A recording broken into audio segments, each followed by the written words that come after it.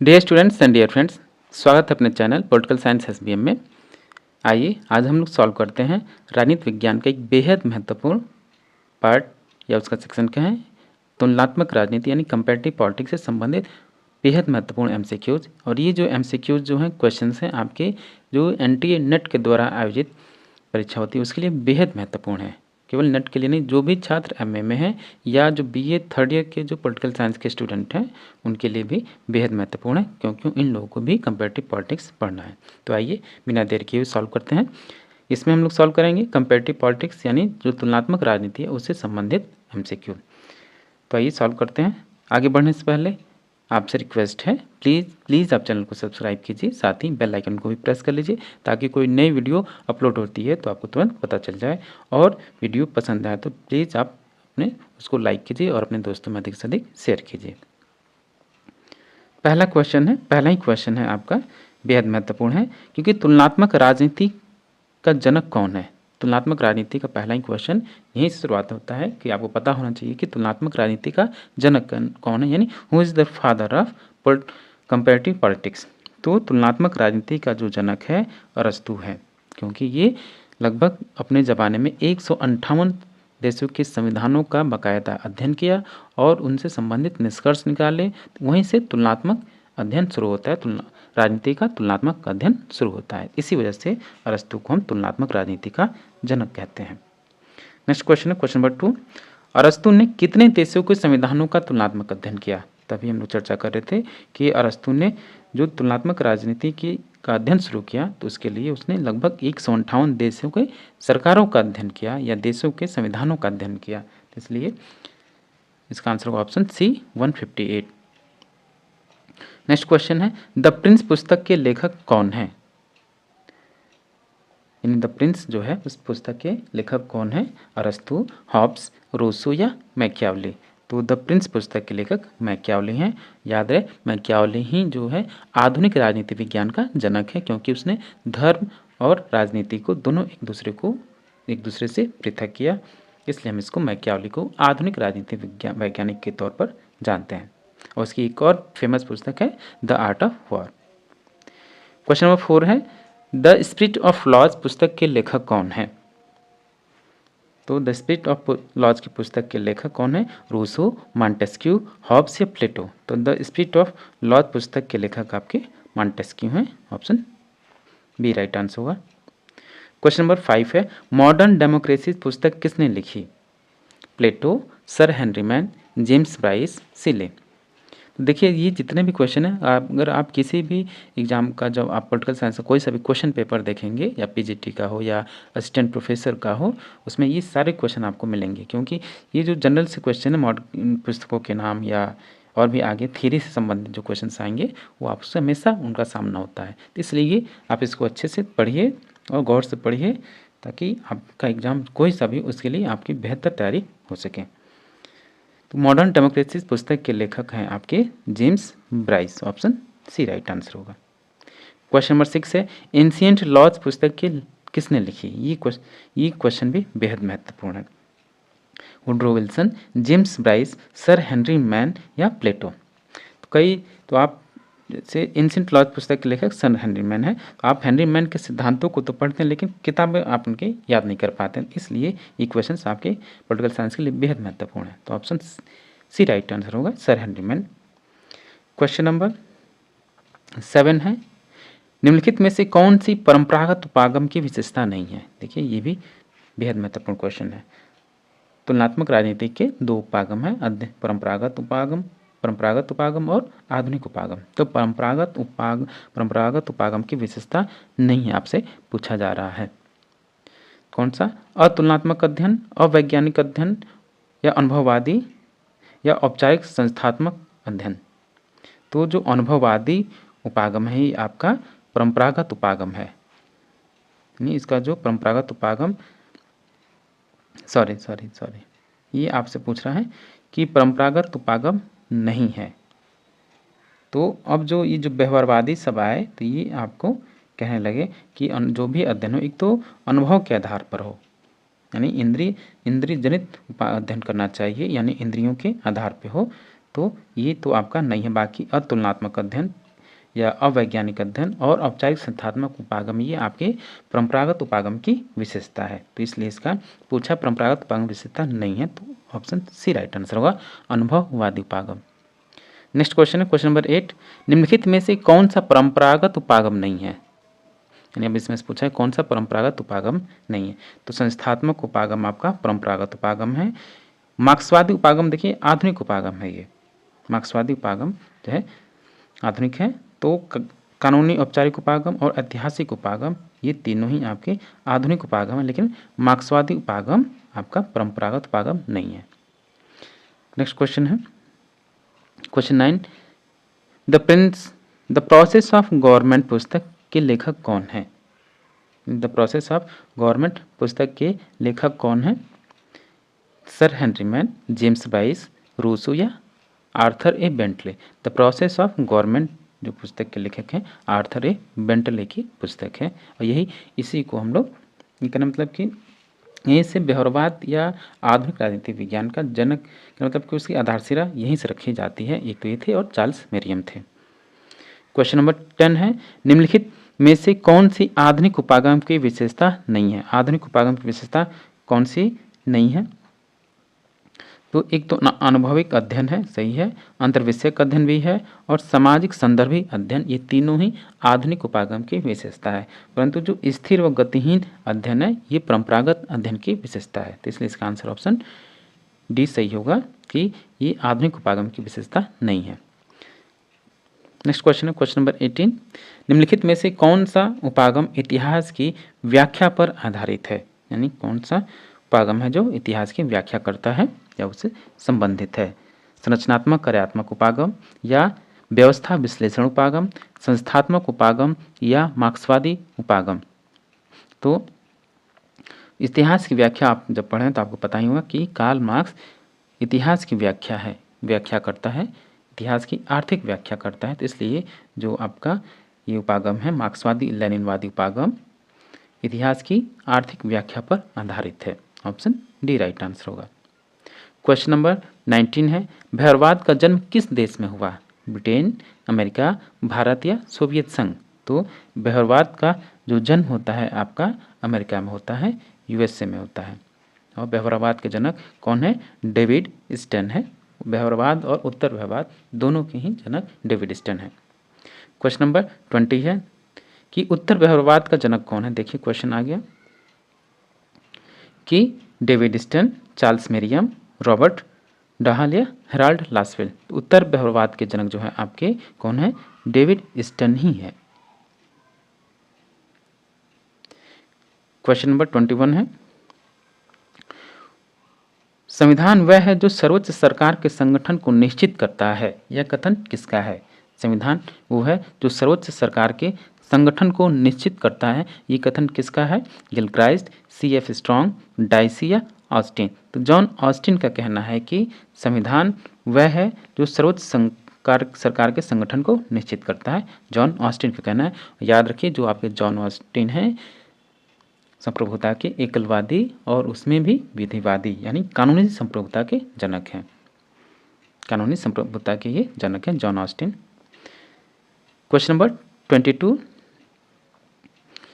निम्नलिखित में से कौन से देश में लिखित संविधान नहीं है, चीन, अमेरिका, स्विट्जरलैंड या ब्रिटेन।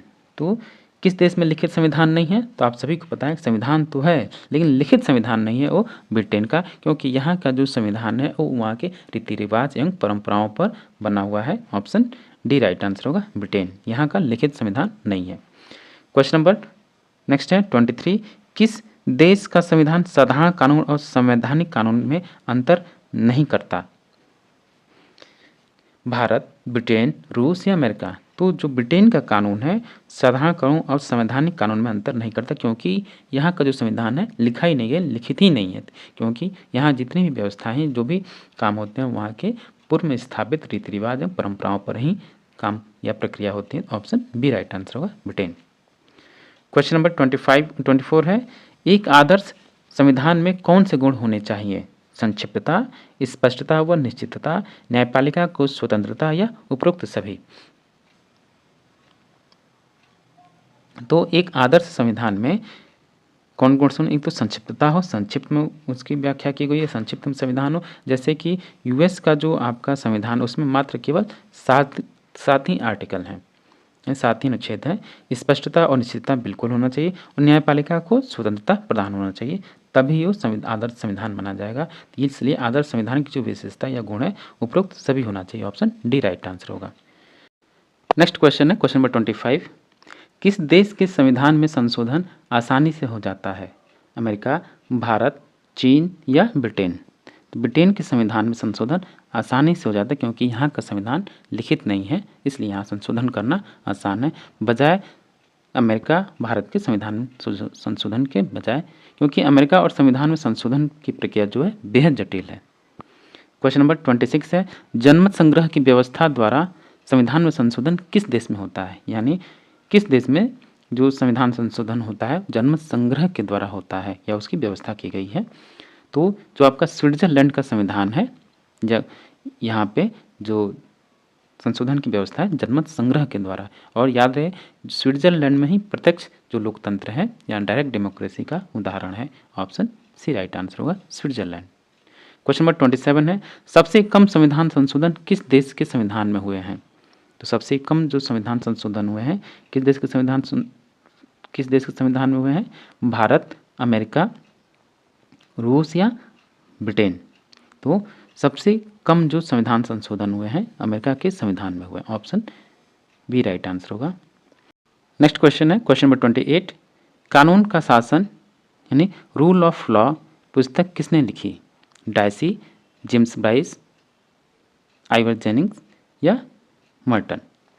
तो रूल ऑफ लॉ जो पुस्तक यानी कानून का शासन या विधि का शासन, ये प्रचलित है किसके लिए? एवी डायसी के लिए, क्योंकि ये सिद्धांत विधि है, विधि का शासन, और पुस्तक भी लिखा गया रूल ऑफ लॉ के नाम से। क्वेश्चन नंबर 29 है, कानून के शासन का जनक कौन है? कौन सा देश है? यानी विधि के शासन का जनक कौन सा देश है? ब्रिटेन, भारत, चीन या अमेरिका? तो विधि के शासन का जो जनक देश है आपका ब्रिटेन है, यहीं से ये सिद्धांत पूरे विश्व में प्रचलित हुआ रूल ऑफ लॉ का या विधि के शासन का। विश्व का सबसे छोटा संविधान किस देश का है? तो आपको जानकर आश्चर्य होगा कि विश्व का जो सबसे छोटा संविधान है वो है आपका यूएसए यानी अमेरिका का। केवल यहाँ इसके संविधान में केवल 7 आर्टिकल हैं, केवल 7 अनुच्छेद हैं, कुल 7 अनुच्छेद हैं, इसलिए ये विश्व का सबसे छोटा संविधान माना जाता है। क्वेश्चन नंबर 31 है, लूट प्रथा यानी स्पॉइल सिस्टम का उल्लेख किस देश के संविधान में हुआ है? तो एक प्रकार की नौकरशाही व्यवस्था थी जिसको लूट व्यवस्था के नाम से या स्पॉइल सिस्टम के नाम से जाना जाता था। तो किस देश में प्रचलित था ये, या किस देश के संविधान में ये व्यवस्था है, उल्लेख किया गया इसका? अमेरिका, भारत या कनाडा या ऑस्ट्रेलिया? तो लूट प्रथा जो प्रचलित थी कहाँ थी? अमेरिका में प्रचलित थी। ये जो कि वहाँ 1883 में जो पेडल्टन अधिनियम आया उसी के माध्यम से इसको समाप्त कर दिया गया स्पॉइल सिस्टम को। क्वेश्चन नंबर 32 है, संविधानवाद का अर्थ है निरंकुश शासन के विपरीत नियमानुकूल शासन, यह कथन किसका है? C.F. स्ट्रॉन्ग, कार्टन हर्ज, केसी वियर या अब्राहम? तो क्वेश्चन नंबर 32 का आंसर होगा ऑप्शन सी यानी ग। केसी वियर कहते हैं कि संविधानवाद का अर्थ है निरंकुश शासन के विपरीत नियमानुकूल, नियम के अनुसार, विधि के अनुसार शासन। कम्युनिस्ट मैनिफेस्टो पुस्तक के लेखक कौन है? बेहद महत्वपूर्ण क्वेश्चन है और बेहद आसान क्वेश्चन है। कम्युनिस्ट मैनिफेस्टो के लेखक कौन है? का James Bryce, Lenin, Karl Marx या चार्ल्स मेरियम? तो ऑप्शन होगा कार्ल मार्क्स। याद रहे जो कम्युनिस्ट मैनिफेस्टो है कार्ल मार्क्स और एंजल्स दोनों ने साथ मिलकर लिखा है, दोनों इसके राइटर हैं। नेक्स्ट क्वेश्चन है क्वेश्चन नंबर 34, सीमित सरकार की परंपरा का निर्वहन किस देश में हुआ है? यानी मिनिमम गवर्नमेंट की शुरुआत किस देश से आरंभ मानी जाती है? तो चीन, अमेरिका, वियतनाम या रूस? तो अमेरिका में सीमित सरकार की बात की गई है या वहाँ की परंपरा का निर्वहन किया जाता है सीमित सरकार। ऑप्शन बी राइट आंसर होगा, अमेरिका। नेक्स्ट क्वेश्चन है, संविधानवाद की प्रमुख समस्या कौन सी है? जो कॉन्स्टिट्यूशनलिज्म है उसकी प्रमुख समस्या कौन सी है? युद्ध, संवैधानिक शासन का स्थगन, राजनीतिक समानता का सिद्धांत या उपर्युक्त सभी? तो क्वेश्चन नंबर 35 का आंसर होगा। इसकी समस्या संविधानवाद की युद्ध भी है, युद्ध के दौरान संविधान काम नहीं करता या उसमें तमाम तरह के उलटफेर हो जाते हैं। संवैधानिक शासन अगर चल रहा फिर अगर उसका स्थगन भी हो जाए तब भी संविधानवाद की समस्या खड़ी हो जाती है। और राजनीतिक समानता, सभी को राजनीतिक समानता देने की बात करें तभी संविधानवाद की भी खतरा हो जाती है या उसका समस्या हो जाता है। तो इसलिए इसका answer option D right answer होगा, उपर्युक्त सभी। क्वेश्चन नंबर 36 है, विश्व का सबसे प्राचीन संविधान किस देश का है? भारत, ब्रिटेन, अमेरिका या चीन? तो विश्व का जो सबसे प्राचीन संविधान है ब्रिटेन का है, क्योंकि सबसे पहले जो संविधान का शुरुआत हुआ वो ब्रिटेन से माना जाता है, लेकिन जो लिखित संविधान है अमेरिका का है।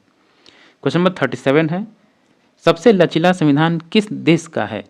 लचीला संविधान का मतलब कि उसमें आसानी से सरलतापूर्वक संशोधन हो जाए। भारत, चीन, ब्रिटेन या अमेरिका? तो सबसे लचीला जो संविधान है इन तीन में से वो भारत, अमेरिका है, फ्रांस है, भारत है, ब्रिटेन है। तो सबसे जो लचीला संविधान है ब्रिटेन का है। विश्व का सबसे विस्तृत संविधान किस देश का है? विश्व का सबसे बड़ा संविधान किस देश का है? आप बताएंगे कि सबसे बड़ा जो संविधान है भारत का है। इसमें जो इसका मूल संविधान था उसमें 395 आर्टिकल या अनुच्छेद थे और 8 अनुसूचियाँ थी, 22 भाग थे। तो अब तक का ज्ञात जो है, अब तक जितने भी संविधान बने विश्व में उन सभी में से सबसे जो विस्तृत और बड़ा संविधान है भारत का है। क्वेश्चन नंबर 39 है, निम्नलिखित में से किस देश के संविधान का निर्माण मननात्मक रचना द्वारा हुआ है? अमेरिका, चीन, फ्रांस या स्पेन? तो मननात्मक रचना के द्वारा अमेरिका का हुआ, ऑप्शन ए राइट आंसर होगा, अमेरिका। क्वेश्चन नंबर 40 है, निम्नलिखित में से किस देश का संविधान क्रांति की उपज है? चीन, भारत, ब्रिटेन या अमेरिका? तो क्रांति की उपज जो संविधान है वो आपका चीन का है, ऑप्शन ए राइट आंसर होगा, चीन। क्वेश्चन नंबर 41, निम्नलिखित में से किस देश का संविधान परंपराओं एवं रीति रिवाजों पर आधारित है? तो परंपराओं एवं रीति रिवाजों पर आधारित जो संविधान है आपका ब्रिटेन का है, ऑप्शन ए राइट आंसर होगा। क्वेश्चन नंबर 42, आरंभन प्रणाली यानी इनिशिएटिव सिस्टम का संबंध किस देश से है? चीन, फ्रांस, स्पेन या स्विट्जरलैंड? तो जो आरंभन प्रणाली होती है प्रत्यक्ष लोकतंत्र में होती है, यानी जनता जहाँ खुद स्वयं पहल के जनता के द्वारा शासन के कार्यों या उसमें किसी प्रकार के बदलाव का स्वयं आरंभन किया जाता है, इनिशिएट किया जाता है, उसी को हम आरंभन प्रणाली बोलते हैं। तो ये स्विट्जरलैंड में प्रचलित है। क्वेश्चन नंबर 43 है, संविधानवाद की उत्पत्ति किस देश में हुई? भारत, ब्रिटेन, यूनान या रोम? तो संविधानवाद की जो उत्पत्ति हुई है याद रहे सबसे पहले यूनान से होता है, ऑप्शन सी राइट आंसर होगा। क्वेश्चन नंबर 44 है, उत्तरदायी सरकार की परंपरा किस देश में नहीं है? याद रहे आपसे पूछ रहा है जो उत्तरदायी सरकार है उसकी परंपरा किस देश में नहीं है? भारत, चीन, ब्रिटेन या स्विट्जरलैंड? तो जो आपका उत्तरदायी सरकार की परंपरा है वो किस में प्रचलित नहीं है? तो आपको याद है चीन में उत्तरदायी सरकार की व्यवस्था नहीं है, ऑप्शन बी राइट आंसर होगा। क्वेश्चन नंबर 45 है, मैग्ना कार्टा का संबंध किस देश से है? चीन, पोलैंड, रूस या ब्रिटेन? तो मैग्ना कार्टा का संबंध आपका ब्रिटेन से। ये इंपॉर्टेंट क्वेश्चन है, आप इसको याद रखिएगा हमेशा। 1215 में याद रहे 1215 में ब्रिटेन या इंग्लैंड में मैग्ना कार्टा आया, इसीलिए ये फेमस है और यहीं से संविधानों की शुरुआत होती है, पहली आधारशिला हम कह सकते हैं। क्वेश्चन नंबर 46 है, 1688 की शानदार क्रांति किस देश में हुई? 1688 की क्रांति किस देश में हुई? यानी गौरवपूर्ण क्रांति बोलते हैं या इंग्लैंड की क्रांति बोलते हैं, तो ये इंग्लैंड में हुआ, यानी ब्रिटेन में हुआ। गौरवपूर्ण या रक्तहीन क्रांति बोलते हैं, शानदार या गौरवपूर्ण, ये सभी इसी का उपनाम है। और याद रहे इसी की शुरुआत 1689 में बिल ऑफ राइट्स भी आया, या अधिकार पत्र बोलते हैं इसी को। क्वेश्चन नंबर 47 है, ब्रिटेन में अधिकार पत्र बिल ऑफ राइट्स, देखिए क्वेश्चन आ गया, तो ब्रिटेन में बिल ऑफ राइट्स कब पास हुआ? तो ये 1689 में पास हुआ, ऑप्शन डी राइट आंसर होगा। क्वेश्चन नंबर 8 है ब्रिटिश हाउस ऑफ लॉर्ड्स का संबंध किससे है? ब्रिटिश समाज, नागरिकता अधिनियम, मैग्ना कार्टा या महान परिषद?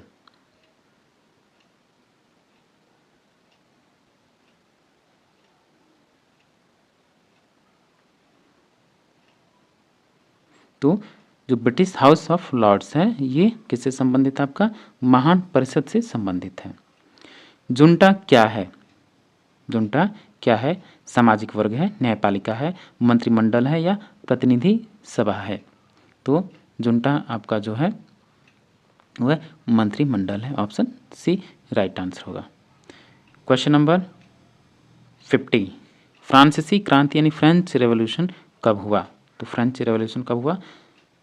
1705 या 1911 या 1789 या 1905? तो क्वेश्चन नंबर 50 का आंसर होगा 1789 में ही फ्रेंच रेवोल्यूशन हुआ, फ्रांस की क्रांति हुआ, स्वतंत्रता, समानता और बंधुत्व इसका नारा था। तो ऑप्शन सी राइट आंसर होगा। तो डियर स्टूडेंट्स, हम चूँकि इसमें 50 क्वेश्चंस को सॉल्व करेंगे, 50 एमसीक्यूज को हमने सॉल्व किया और अगले जो क्वेश्चंस हैं कॉम्पिटिटिव पॉलिटिक्स से नेक्स्ट वीडियो में हम उसको देखेंगे। नहीं तो वीडियो ज़्यादा लंबा हो जा रहा है, तो आप फिलहाल इसी को इतना देखिए, प्रैक्टिस कीजिए और याद रहे तुलनात्मक राजनीति के लिए बेहद महत्वपूर्ण क्वेश्चन है, चाहे आप एमए पॉलिटिकल साइंस के स्टूडेंट हों, चाहे बीए फाइनल के स्टूडेंट हो या यूजीसी नेट पॉलिटिकल साइंस की आप तैयारी कर रहे हैं और उसकी प्रिपरेशन कर रहे हैं, या आप असिस्टेंट प्रोफेसर या हायर का एग्ज़ाम दे रहे हैं, पीजीटी का एग्ज़ाम दे रहे हैं, तो उसके लिए भी बेहद महत्वपूर्ण है। मिलते हैं आपसे नेक्स्ट वीडियो में। और हाँ, चैनल को प्लीज़ आप चैनल को सब्सक्राइब कीजिए और वीडियो को लाइक कीजिए और अपने दोस्तों में अधिक से अधिक शेयर कीजिए।